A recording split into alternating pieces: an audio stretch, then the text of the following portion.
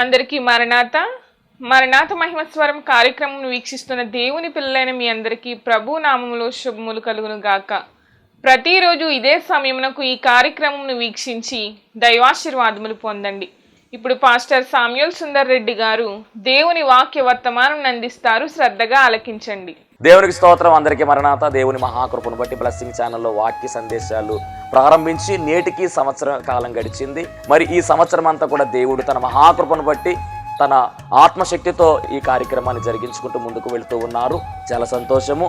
దీనికి సహకరించినటువంటి blessing channel యాజమాన్యం వారికి, అలాగే వీక్షకులకు, అలాగే విశ్వాసులైనటువంటి మీ అందరికీ, అలాగే మా కొరకు ప్రార్థన చేస్తున్నటువంటి మీ అందరికీ కూడా ప్రత్యేకమైనటువంటి వందనాలు తెలియజేస్తున్నాను. మరి రాబోయే రోజుల్లో కూడా అద్భుతమైనటువంటి పరిచర్య జరగడానికి మీ అనుదిన ప్రార్థనలో మా కొరకు జ్ఞాపకం చేసుకుని ప్రార్థించండి. అలాగే మీ కొరకు కూడా మా అనుదిన ప్రార్థనలో మేము ప్రార్థన చేస్తూ ఉంటాము. ఒకవేళ మీకు ఈ కార్యక్రమం ఆశీర్వాదకరంగా ఉండి ప్రేరేపణ కలిగినట్లయితే కనుక మీ ప్రోత్సాహాన్ని అందించండి. ఈ కార్యక్రమాన్ని దయచేసి ముందుకు వెళ్ళడానికి సహకరించవలసిందిగా దేవుని పేరట తెలియజేస్తూ ఉన్నాను. దేవుడు మిమ్మల్ని బహుగా ఆశీర్వదించును గాక.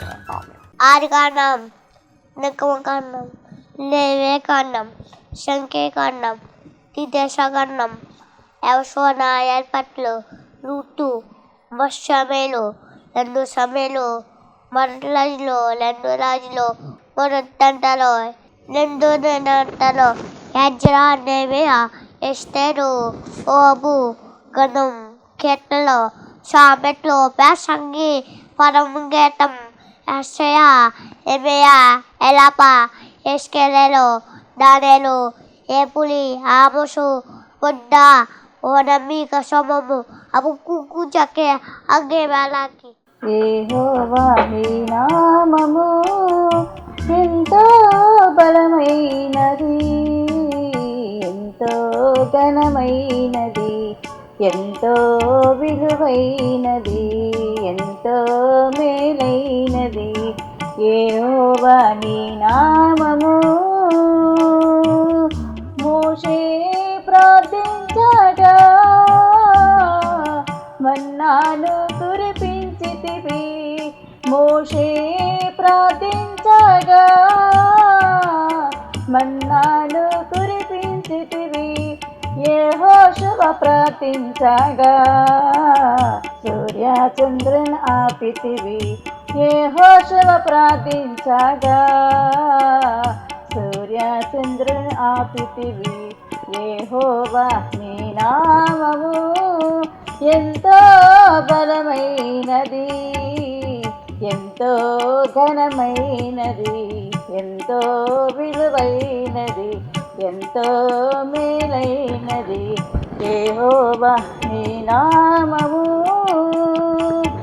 నీ ప్రజల పక్షముగా యుద్ధములు చేసిన దేవా, నీ ప్రజల పక్షముగా యుద్ధములు చేసిన దేవా, అగ్నిలో పడవేసిన భయమేమీ లేకుండిరి, అగ్నిలో పడవేసిన భయమేమీ లేకుండిరి.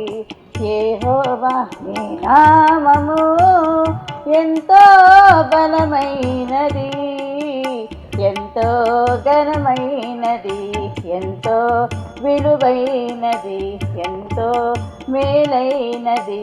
యెహోవా నీ నామము. ఇప్పుడు నింపబడినటువంటి మనము సహాయపడే లక్షణం 4వది. దాంట్లో ఏం చేయాలంటే అవసరమైతే వాక్యాన్ని ఇతరులకు అందించాలి. వంచబడింది ఆ నీరు, ఆ కుండ వంచబడినట్టుగా మనం కూడా ఈ వాక్యాన్ని ఇతరులకు అందించాలి. అక్కడ నీరైతే ఇక్కడ వాక్యము. వాక్యంతో నింపబడ్డ 4 లక్షణము అందించే వారంగా ఉండాలి. ఎంత వాక్యమైన మనం ప్రకటించాలి. సమయమందును అసమయమందును ఎనీ టైం దేవుని వాక్యాన్ని ప్రకటించే వారముగా మనం ఉండాలి. దేవుని బాధకులుగా మనం ఉండాలి. దేవుని సేవకులుగా మనం ఉండాలి. యేసుక్రీస్తు ప్రభువారు కూడా విరివిలేనటువంటి సువార్త ఆయన చేశాడు. రాత్రంతా కూడా ఆయన ప్రార్థనలో గడిపినట్టుగా, పగలంతా కూడా ఆయన సువార్త పరిచర్యలో ఆ వీధులు తిరిగినట్టుగా యెరూషలేము ప్రాంతం అంతా కూడా గలిలయ ప్రాంతము, సమరయ ప్రాంతము, ఆ ప్రాంతాల గుండా సముద్ర తీరమున ఆయన ప్రయాణము చేసినట్టుగా రాయబడింది. కాలి నడకన మాత్రమే ఆయన సువార్త పరిచర్య. కొన్ని సందర్భాలలో ఆయన ఆ యొక్క గలిలయ సముద్రం అద్దరి నుంచి ఇద్దరికి వెళ్తా ఉండేవాడు. గెరాసేను దేశము మీదుగా వెళ్ళాడు ఆయన. ఆ ప్రాంతాలన్నీ కూడా ఆయన సువార్త చేశాడు. కాలి నడకన సువార్త చేశాడండి. ఎక్కడ కూడా ఆయన రెస్ట్ తీసుకోలేదు. ఒకే ఒక సందర్భంలో కనబడుతున్నటువంటి మాట ఏమిటి అంటే ఆయన ఓడ అమరమున తలవాల్చుకున్నట్టుగా కనబడుతూ ఉంది. అది మాత్రమే. ఆ సమయంలో కూడా శిష్యులు లేపేశారు ఆయన. చూడండి ఎంత సువార్త చేశాడు. సువార్త చేయువాని పాదములు సుందరములు అని చెప్పబడింది యెషయా గ్రంథంలో. ఈరోజు వాడని యేసుక్రీస్తు ప్రభువు వారు ఏ విధముగా బోధించారో, వధువుగా ఉన్నటువంటి మనము, రేపు రాబోతున్నటువంటి రెండవ రాకడలో ఆయన చెంత చేరబోతున్నటువంటి మనము, ఆయనకు భార్యగా పిలవబడుతున్నటువంటి మనము ఖచ్చితముగా సువార్త పరిచర్యలో మనం వాడబడాలి. సువార్త పరిచర్య ఖచ్చితంగా వాడబడాలి. ఇటు లక్షణం మనలో ఉండాలి. ఇటు లక్షణం మనలో ఉండాలి. దేవుని వాక్యాన్ని మనము హృదయంలో పెట్టుకుని ఈ వాక్యాన్ని ఇతరులకు పంచేవారముగా, అందించేవారముగా మనం ఉండాలి. అలా ఉండడమే మరొక లక్షణము. దాన్నే సహాయపడే లక్షణం అంటున్నారు. దేవునికి మహిమ కలుగును గాక. నీ వాక్యము ద్వారా, నీవు చెప్పే మాటల ద్వారా ఇతరులు రక్షణ పొందుకుంటే నిజముగా ఎంత సంతోషమో గమనించండి.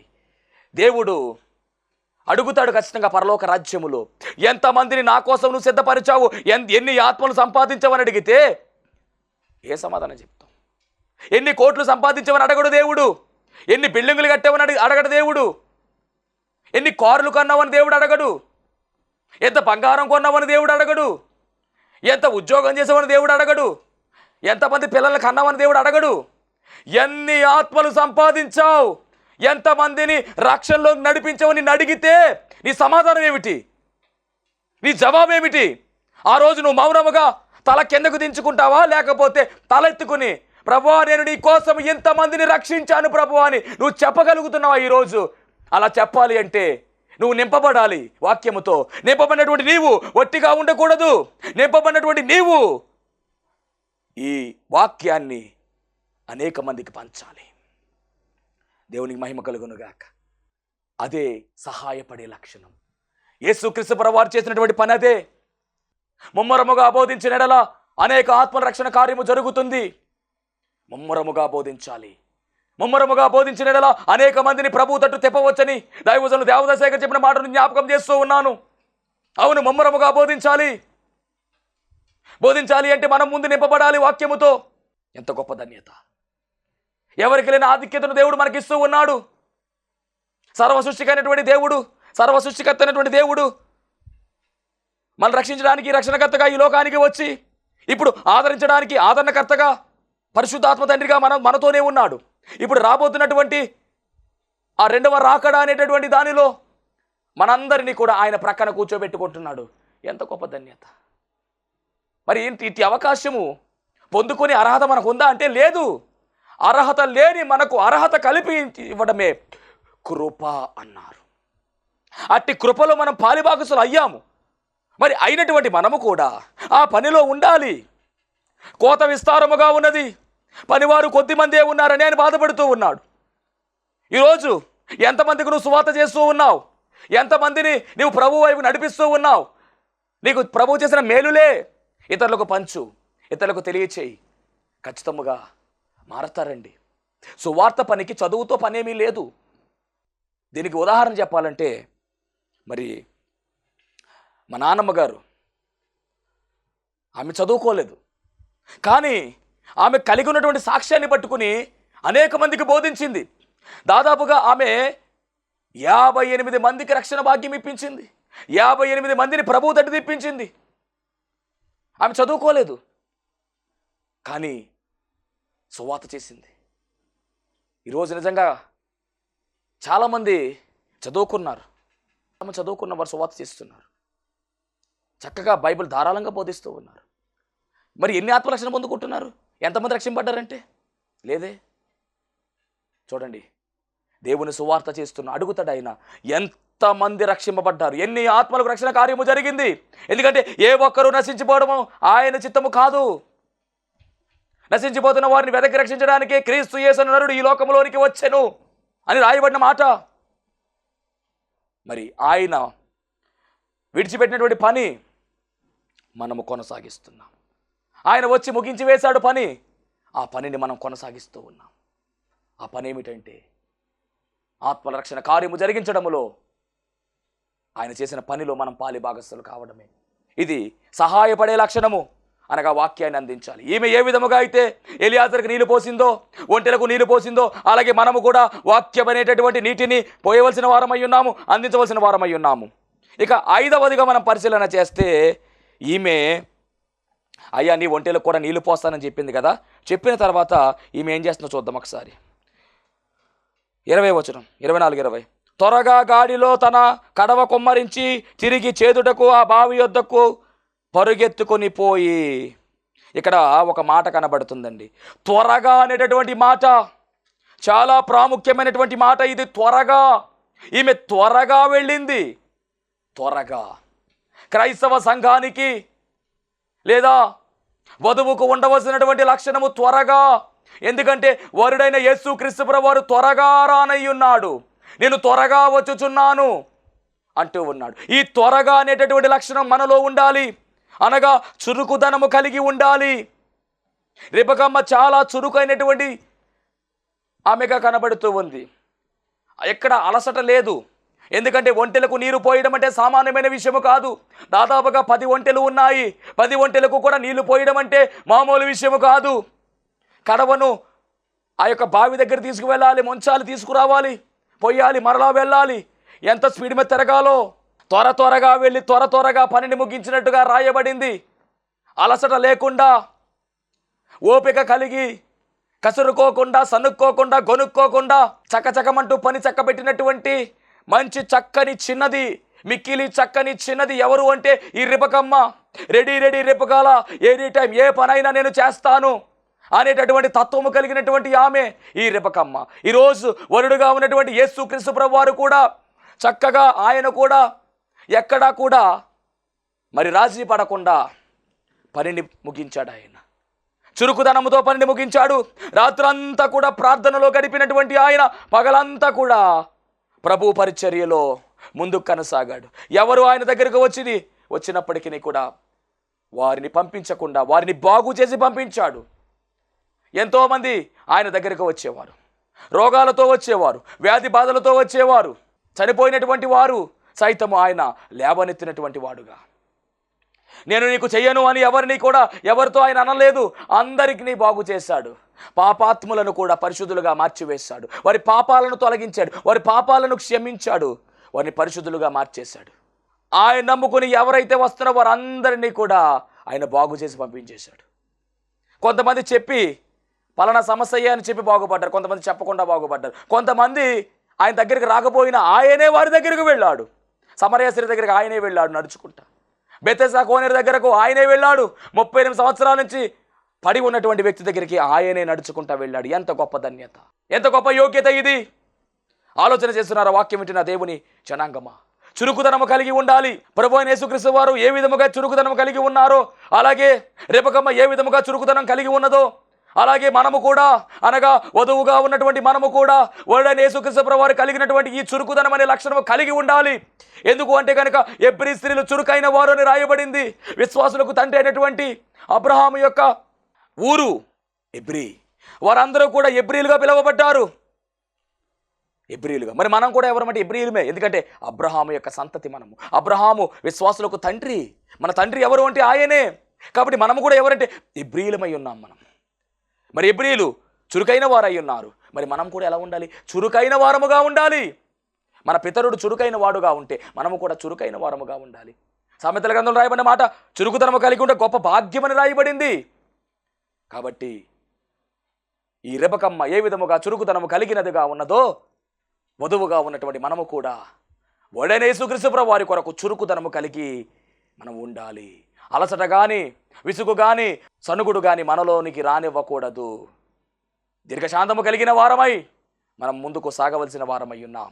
అలాగే 6వదిగా మనం పరిశీలన చేస్తే, ఇక్కడ 6వదిగా మనం పరిశీలన చేస్తే కనుక 20 వచనంలో త్వరగా గాడిలో తన కడవ కొమ్మరించి తిరిగి చేదుడకు ఆ బావి దగ్గరకు పరిగెత్తుకొని పోయి, ఇక్కడ కడవ కొమ్మరించి అనే మాట కనబడుతుంది. కడవ కొమ్మరించడం, కొమ్మరించడం అనే అనుభవము 6వ అనుభవము. అంటే ఈమెకు ఉన్నటువంటి అనుభవములో 6వ అనుభవము కొమ్మరించడము. కొమ్మరించే అనుభవం మనలో ఉండాలని దేవుడు తెలియజేస్తూ ఉన్నాడు. ఏమిటి కొమ్మరించే అనుభవము? వాడైన యేసుక్రీస్తు ప్రభువు వారు కూడా కొమ్మరించే అనుభవాన్ని కలిగి ఉన్నాడు. వధువుగా మారుతున్నటువంటి మనము కొమ్మరించే అనుభవం కలిగి ఉండాలి. ఏమిటి కొమ్మరించే అనుభవం అంటే కనుక విలాప వాక్యములో రాయబడినటువంటి మాట 2వ అధ్యాయము 19వ వచనము. విలాప వాక్యములు 2వ అధ్యాయం 19వ వచనంలో రాయబడినటువంటి మాట, నీవు లేచి రేయి మొదటి జామున మొర్ర పెట్టుము, నీళ్లు కొమ్మరించినట్లు ప్రభువు సన్నిధిని నీ హృదయము కొమ్మరించుము. రేయి మొదటి జామున మొర్ర పెట్టుము, నీళ్లు కొమ్మరించినట్లు ప్రభువు సన్నిధిని హృదయము కొమ్మరించుము అంటే ప్రార్థన. ఎలాంటి ప్రార్థన అంటే కనుక కొమ్మరింపు ప్రార్థన. ఎలాంటి ప్రార్థన అంటే కనుక హృదయాన్ని కొమ్మరించే ప్రార్థన. ఎలాంటి ప్రార్థన అంటే కనుక కన్నీటి ప్రార్థన. ఎలాంటి ప్రార్థన అంటే కనుక ఆత్మను కొమ్మరించే ప్రార్థన. ఈరోజు నీ జీవితంలో ఇట్టి అనుభవం ఉందా? వాడైన యేసుక్రీస్తు ప్రభువు వారు గొప్ప ప్రార్థనాపరుడు. ఆయన ప్రార్థన, రాత్రంతా ప్రార్థనలో గడిపినటువంటి చరిత్ర బైబిల్ గ్రంథములో రాయబడింది. మరి ఈరోజు వధువుగా నీవు రెడీ అవుతూ ఉన్నావు. వధువుగా నీవు రెడీ అవుతున్నావు అంటే ఈ ప్రార్థన అనేటువంటి అనుభవం నీ దగ్గర ఉందా? ప్రార్థిస్తున్నావా లేదా? రేయి మొదటి జామున అని రాయబడింది. రేయి మొదటి జాము అంటే మరి ఇశ్రాయేలీయులకు వారి కాలమాన ప్రకారము సాయంకాలము 6 నుంచి 9 వరకు ఉన్నటువంటి జామును రేయి మొదటి జాము అంటారు. ఎందుకంటే వారికి సాయంకాలం మొదలవుతుంది రోజు. 9 నుంచి 12 వరకు 2వ జాము, 12 నుంచి 3 వరకు 3వ జాము, 3 నుంచి 6 వరకు 4వ జాము, తెల్లవారు జాము అంటారు. మరి మనకు రేయి మొదటి జాము అంటే కనుక గమనించండి, యేసుక్రీస్తు ప్రభువు వారు మనకు నేర్పించినటువంటి పాఠం ఏమిటి అంటే, ఇంకను చీకటి ఉండగానే పెందల గడని లేచి ఆయన ప్రార్థనకు వెళ్ళినట్టుగా రాయబడింది. కాబట్టి ఈరోజు ఈ అనుభవం మనలో ఉండాలి. ప్రార్థించేటటువంటి వారముగా మనం ఉండాలి. వట్టి ప్రార్థన కాదు, కొమ్మరింపు ప్రార్థన మనము నేర్చుకోవాలి. మన హృదయాన్ని కొమ్మరించాలి. ఆయన సముఖములో మన హృదయాన్ని కొమ్మరించి మనం ప్రార్థన చేయాలి. అట్టి ప్రార్థన ఆయన కోరుకుంటూ ఉన్నాడు. 62వ సంకీర్తనలో కూడా ఈ మాట మనకు కనబడుతుంది. 62వ కీర్తన 8వ చరణాన్ని మనం చదువుకుంటే గనక ఎక్కడ కూడా కొమ్మరింపు ప్రార్థన మనం చూడొచ్చు. దావీదు భక్తుడు చెప్తున్నమాట 62:8, ఆయనే నా ఆశ్రయదుర్గము, నా రక్షణ ఆధారము, నా ఎత్తైన కోట, నా ఎత్తైన కోట ఆయనే, నేను కదిలింపబడను. 8వ వచనం, జనులారా ఎల్లప్పుడూ ఆయనందు నమ్మిక ఉంచుడి, ఆయన సన్నిధిని మీ హృదయములు కొమ్మరించుడి. ఆయన సన్నిధిని మీ హృదయములు కొమ్మరించుడి. దేవుడు మనకు ఆశ్రయము. మరి కొమ్మరించాలి. ఈ కొమ్మరించే అనుభవము ఎవరికి ఉంది అంటే కనుక ఈ రిబకమ్మకు ఉంది. మరి మనకు ఉండాలా వద్దా అంటే ఖచ్చితముగా మనకు ఉండాలి. అంటే ప్రార్థించే అనుభవము. యేసుక్రీస్తు ప్రభువు వారు గొప్ప ప్రార్థనాపరుడు అనగా అందుకనే ఆయన సేవా పరిచర్య ముందుగానే 40 రోజులు ఆయన ఉపవాసము ఉన్నాడు. ఆయన 40 రాత్రి పగలు ఉపవాసము, కఠినమైన ఉపవాసము చేశాడు ఆయన. ఆ తర్వాత గమనించండి, అంత మాత్రమే కాదు, బాప్తిస్మ కార్యక్రమం తర్వాత ఆయన చేసిన పని ఏమిటంటే ప్రార్థన చేశాడు. ఆయన సేవా పరిచర్య ప్రారంభంలో ప్రార్థన ఉంది. ఆయన ప్రార్థన చేయగా ఆకాశము తెరవబడింది. ఆకాశము తెరవబడి అక్కడి నుంచి ఒక పావురము, అంటే పరిశుద్ధాత్ముడు పావుర ఆకారములో వచ్చి ఆయన మీద వ్రాలాడు. ఆకాశము తెరవబడగా అక్కడి నుంచి తండ్రి దేవుడు మాట్లాడుతున్నాడు. ఈయన నా ప్రియకుమారుడు, ఈయనందు నేను ఆనందించుచున్నాననే మాట కనబడుతూ ఉంది. అది ప్రార్థన అంటే. కొమ్మరింపు ప్రార్థన మనము చేయాలి. దేవుడు మనతో మాట్లాడాలి. మనము దేవునితో మాట్లాడే అనుభవమే ప్రార్థన. మరి ఈరోజు నువ్వు ప్రార్థన చేస్తున్నావా లేదా ప్రార్థన చేస్తున్నట్టు నటిస్తున్నావా? నటించేటటువంటి ప్రార్థన వద్దు. వేషధారుల వలె మనం ఉండవద్దు. శాస్త్రులు, పరిసయ్యులు, సద్దూకయ్యులు వీరు ఏం చేసేవారంటే వీధి మొగలలో ప్రార్థన చేసేవారంట, ఎలుగెత్తి ప్రార్థన చేసేవారంట, అందరూ వినాలని ప్రార్థన చేసేవారంట. అయ్యో నీ ప్రార్థన ఎంత బాగుందని మెప్పు పొందుకోవడానికి ప్రార్థన చేసేవారంట. ఇదిగో ఒకవేళ నీవు కూడా అలాగే ఉన్నావేమో జాగ్రత్త. వేషధారణ భక్తి ఎందుకు పని చేయదు. వేషధారుల వలె మనం ఉండడానికి వీలు లేదు. దేవుడు ఊరుకోడు. అందుకనే శాస్త్రుల నీతి కంటేను పరిసయ్యుల నీతి కంటేను మీ నీతి అధికముగా ఉండాలి. వారు అనుకుంటున్నారు వారు మాత్రమే నీతిమంతులుగా పిలువబడుతున్నారు. అలాంటి నీతి వల్ల ఎలాంటి ఉపయోగము లేదు. స్వనీతి, మన స్వనీతి మురుకు గుడ్డ లాంటిది. ఏ నీతి మనకు కావాలంటే యేసుక్రీస్తు ప్రభువు వారే మనకు నీతి ఇవ్వాలి. అలా ఇవ్వాలి అంటే మన భక్తి విషయంలో, ప్రార్థన విషయంలో, వాక్యం విషయంలో, పరిశుద్ధత విషయంలో, దేవుని మందిరానికి వెళ్ళే విషయంలో, మన ప్రవక్తన విషయంలో చాలా జాగ్రత్తగా ఉండాలి. ఎక్కడా కూడా సాతానుకు చోటు ఇవ్వడానికి వీల్లేదు. దేవునికి మహిమ కలుగును గాక. వధువు సంఘములో వధువుగా వెళ్ళడం అంటే సామాన్యమైన విషయం ఇది కాదు. ఆయన పరిశుద్ధుడు, వరుడు. ఆయన ప్రక్కకు మనం వెళ్ళాలి అంటే, ఆయన సముఖములకు మనం వెళ్ళాలి అంటే ఎంత పరిశుద్ధంగా ఉండాలి, ఎలా జీవించాలి. ఎలా పడితే అలా జీవిస్తే కుదరదు.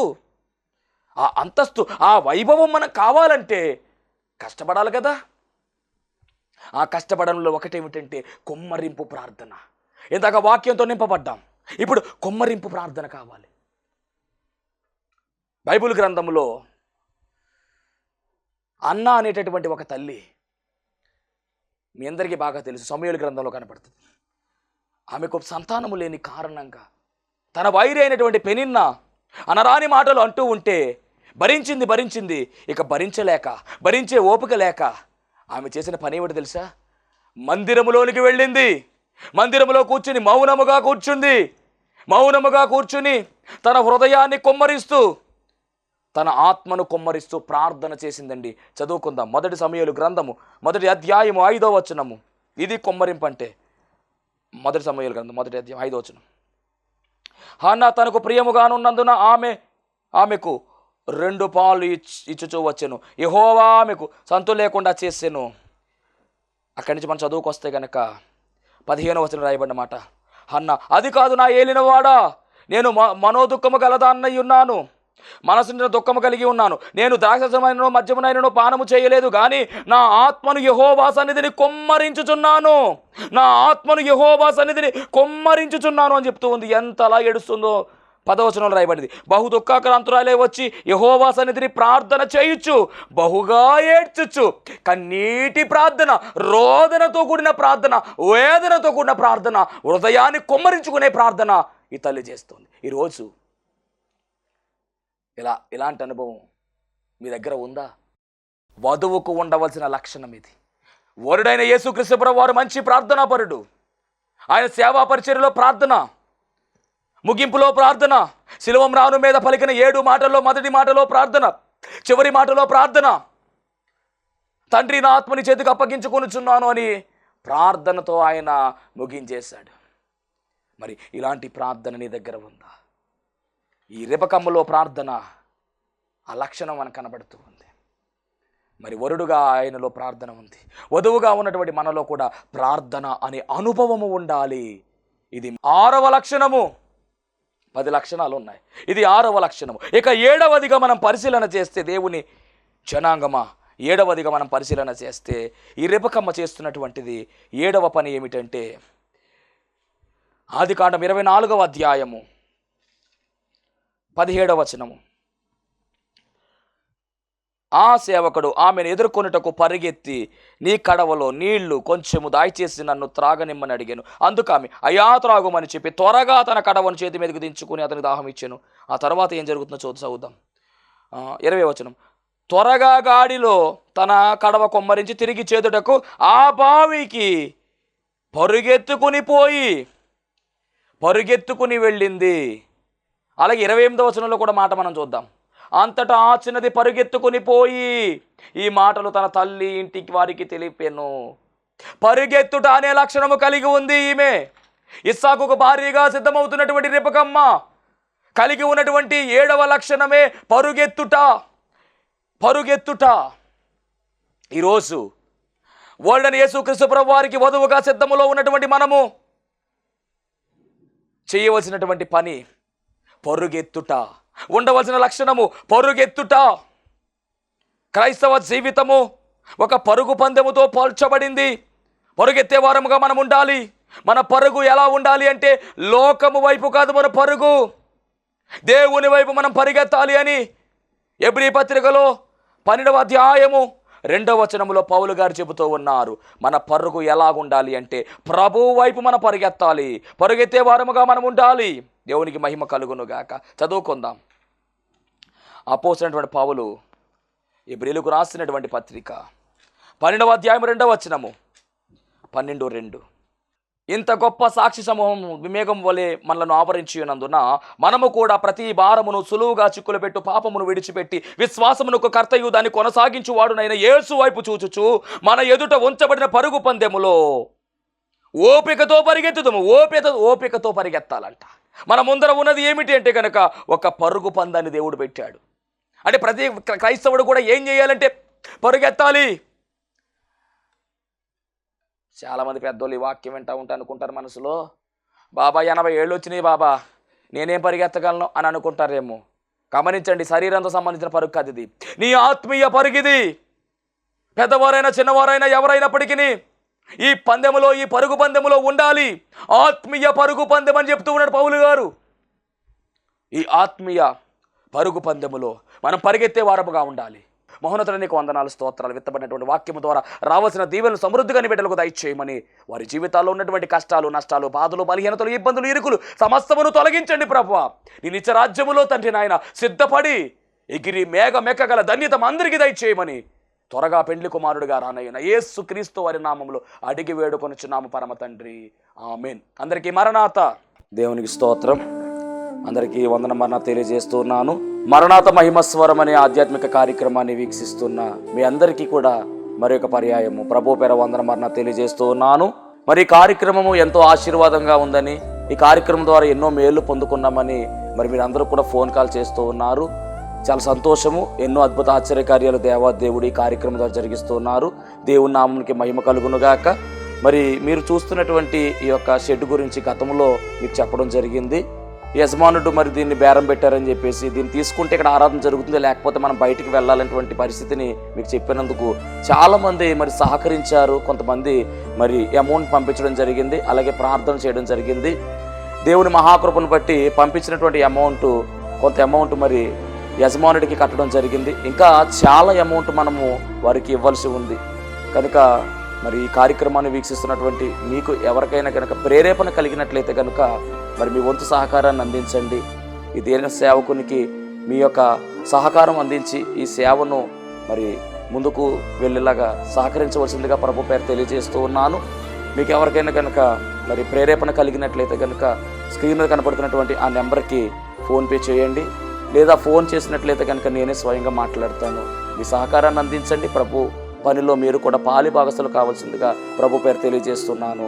అందరికీ మరణాత.